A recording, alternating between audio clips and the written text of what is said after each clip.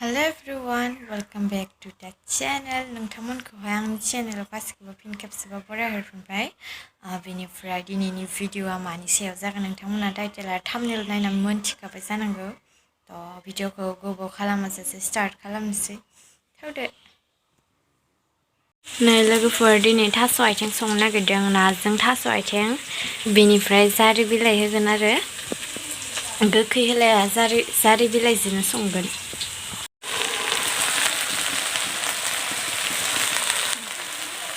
संगासिनो बारा एसे संनायनि एक्सपिरियेन्स गैया अब्लाबो संबाय आरो आं जाखिनि रोंगौ बेखौ संनोसै।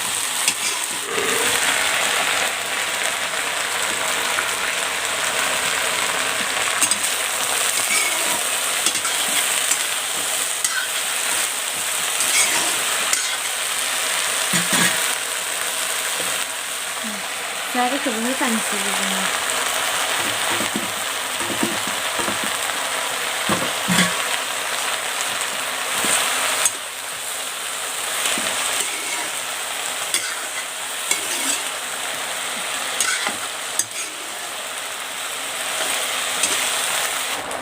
संख्रि हालदै होनोसै नांगौबासो होखानोसै।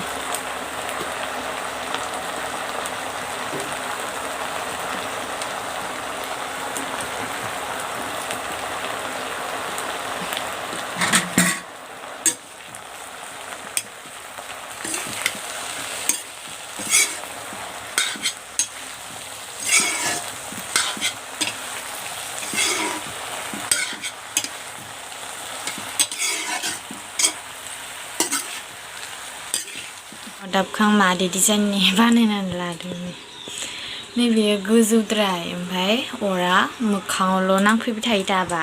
बेखायनो आङो नैबे जान्थिखौ सिगाङाव होनानै संगासिनो बे साननैसोआ।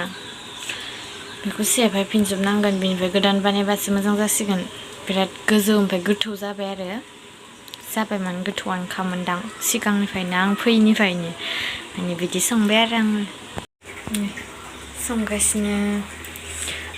एबारनि इयारावहाय फार्स्ट टाइम जागोन आरो दिनै थास' आथिंखौ जानानै नायनोसै ना माबायदि मोनजायो। गोबावसो जाबाय जायिया दिनै जानोसै। बानलु देनायखौहाय होनोसै जेबो होआखै बानलुल' होदो। सामब्राम गुफुर होबाबो मानो होननानै बुङो बेखायनो होआखै आरो बानलु गोजा देनानै होबाय।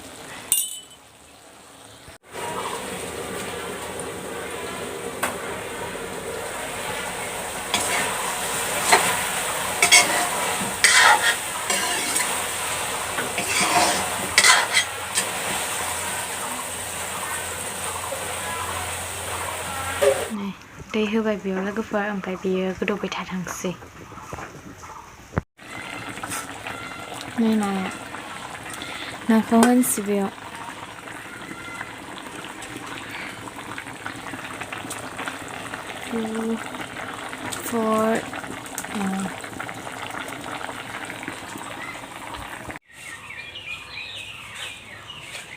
जोंहा दिनैसो खिरखि लगायनो नागिरदों।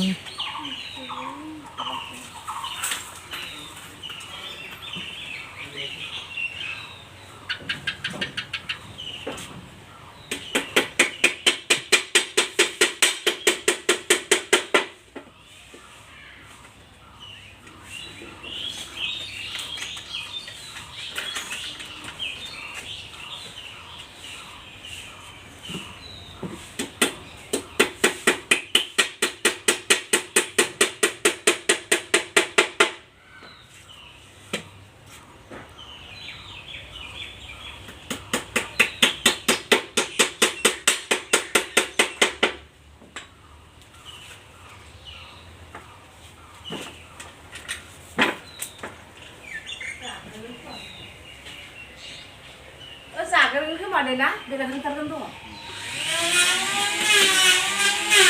जाबाय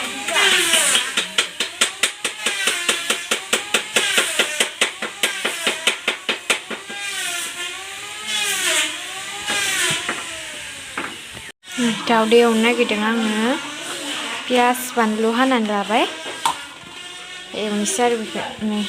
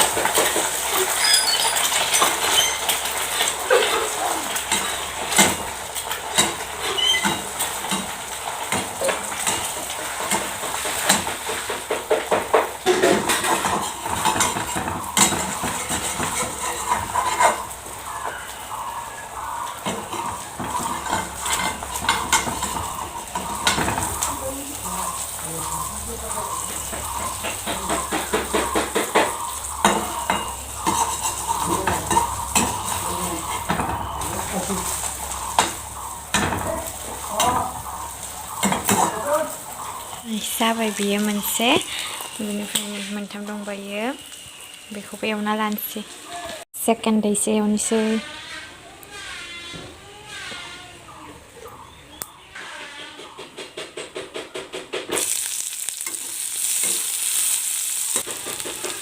संख्रि होनोसै एसे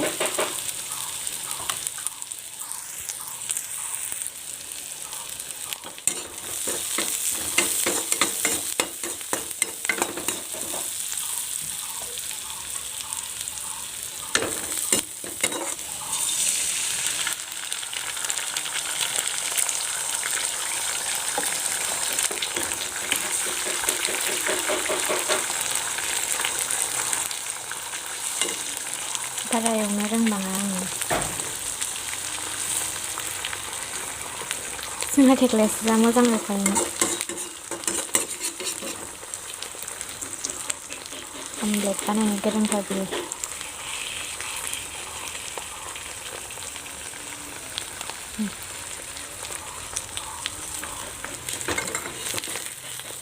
बेलथायना होनोसै बारा मोजां जायासै बियो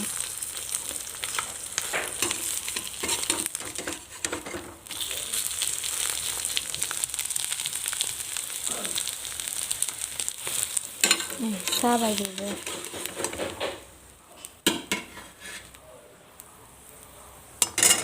नै दावदैया जाबाय मोजां जायासै नै मोनसेया बांसिन मोजां जादों दिनै खिरखि लगायनो नागिरदों नै दानिसो फैदों बेखायनो दाबो लगायखाङाखै दासो माने हमग्रा ओमफ्राय खुबा बेफोरखौ फिट खालामगासिनो आरो नै खिरखिखौ दोथाबखांबाय ओमफ्राय नै दा बिदि नुबाय कालार फोनबासो मोजां नुसिगोन नङाबा बोरैबा नुयो